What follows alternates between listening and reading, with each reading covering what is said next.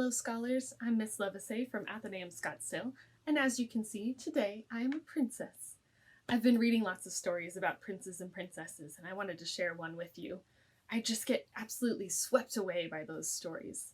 Have you ever been swept away by a story? Or what's your favorite story to read?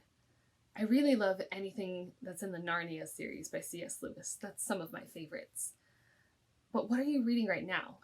I want to share a story with you that's actually really old. Some of these stories come from myths and legends from hundreds and hundreds of years ago, and this is one of them.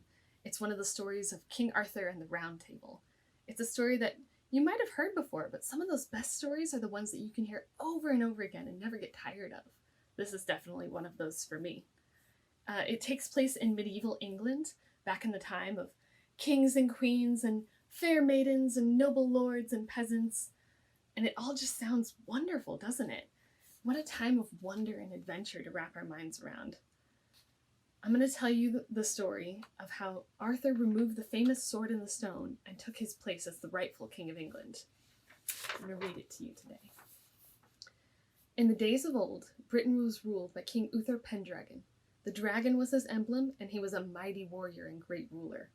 He was not only the greatest man in battle, but he was wise too. For he followed the counsel of Merlin, a great magician and seer. Merlin could cast magic spells and change shapes to look like an animal or another person. He was called a seer because he could see the future, for everyone, that is, except himself. Uther Pendragon had a son named Arthur. One day, when Arthur was still a baby, Merlin had a terrifying vision. He foresaw that Uther Pendragon would soon die from a plague that was sweeping the land, and that because Arthur was only a baby, many of the other noblemen would try to take his place as king. Some might even try to harm him, and war would break out. So Merlin secretly gave Arthur into the care of a noble knight, Sir Ector, who didn't know that he was protecting the king's son and heir. Sir Ector raised Arthur along with his own son Kay. Just as Merlin had predicted, Uther Pendragon died, and the British lords began to feud with each other over who should become king. For years, Britain was torn with warfare and strife. When Merlin felt that the time had come, he went to the Archbishop of Canterbury and said that if the Archbishop would call the lords of the land to London at Christmas, a miracle would reveal who was the rightful king of Britain. The Archbishop did as Merlin asked. On Christmas Day, all the lords attended church. When they came out, they found in the churchyard a square marble stone. In the middle of it was an anvil, and into the anvil was thrust a sword. The stone gripped the naked sword by the point, and on the blade was written in gold letters, "Whoever pulls out this sword from the stone and anvil is the true-born king of Britain." Each lord tried to pull the sword out, but all failed. News of the sword and the stone spread, with an invitation to all the knights of the land to come and try to pull out the sword.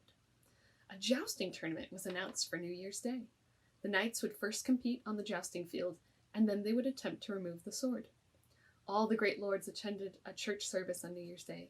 Among them were Sir Ector and his son Sir Kay, who had only recently been made a knight. Arthur, only 15 years old and completely unaware of his kingly birth, acted as Kay's assistant, or squire. After church service, all rode in a merry company to the jousting field. When Sir Kay realized he had left his sword behind, he asked Arthur to ride back and get it for him. Arthur rode as fast as he could to their lodging, but he found the door locked. Arthur had seen the sword and the stone, but he didn't know of the legends surrounding it. He said to himself, "I will ride to the churchyard and take that sword and the stone, for my brother shall not be without a sword this day." Arthur was alone at the churchyard, for everyone else was at the jousting tournament. He grasped the sword by the hilt, gave it a light, quick pull, and out it came. Arthur jumped onto his horse, rode to the jousting field, and gave Kay the sword. Now, being a knight, Kay had been told the meaning of the sword and the stone. He recognized it as at once what it meant to see Arthur grabbing the sword before him. Unwisely, he tried to deceive his father, saying, "Sir, look, here is the sword of the stone, so I must be the king of this land." Sir Ector was amazed. He took Kay and Arthur back to the courtyard and asked Kay to swear how he came by the sword. Frightened, Kay now admitted, "Sir, my brother Arthur brought it to me." Then Kay and his father looked at young Arthur. Sir Ector remembered how Merlin had brought Arthur to him in secret many years before. Merlin had told him he was just to bring the boy up as his own son. In time, he would learn who the child truly was. "How did you get the sword?" Sir Ector asked Arthur. Arthur told him what he had done. "Now," said Sir Ector to Arthur, "you must be king of this land." "I?" said Arthur. "How can that be?" "No man could have pulled out this sword unless he was the rightful king of this land," said Sir Ector. "Now let me see whether you can put the sword back as it was and pull it out again." "Well, that's quite easy," said Arthur. There, in the frosty churchyard, stood the white stone with the anvil, but no sword in the anvil. Arthur thrust the sword back into the anvil, which held the blade snugly, to see that there was no trick. Sir Ector tried to pull it out. He couldn't move it at all. "Now you try," he said to Sir Kay, who pulled with all his might, but he couldn't move it. "Now you," Sir Ector said to Arthur. "Very well," said Arthur, and he pulled it out easily. Sir Ector and Sir Kay knelt down before Arthur. "My own dear father and brother," cried the boy nervously, "why do you kneel down before me?" Then Sir Ector told Arthur that he was not really his son, and that Merlin had brought him as a baby to be raised in his household. "Sir," said Sir Ector, "I will ask no more of you but that you make my son your foster brother, Sir Kay, steward in charge of your lands." "That shall be done," answered Arthur, "and no other man shall have the office while he and I live." The three men went to the Archbishop to tell him what happened. Arthur took the sword in both hands and laid it on the altar where the Archbishop was standing. Then he knelt down, and the grandest knight present stepped forward to make Arthur a knight. The Archbishop set the crown of Britain on Arthur's head, and Arthur swore to treat all, high and low, with justice all the days of his life. The people threw up their caps and shouted, "Hurrah! At last a true king had come to punish the wicked and defend the poor." Arthur became a legend throughout all England and the world, and people, like us, still think about him today, and wonder what it must have been like to be the boy who pulled the sword out of the stone and became king. I want to challenge your imagination a bit. Now, Arthur became king. He was able to pull the sword out because he was the son of the true king who died beforehand.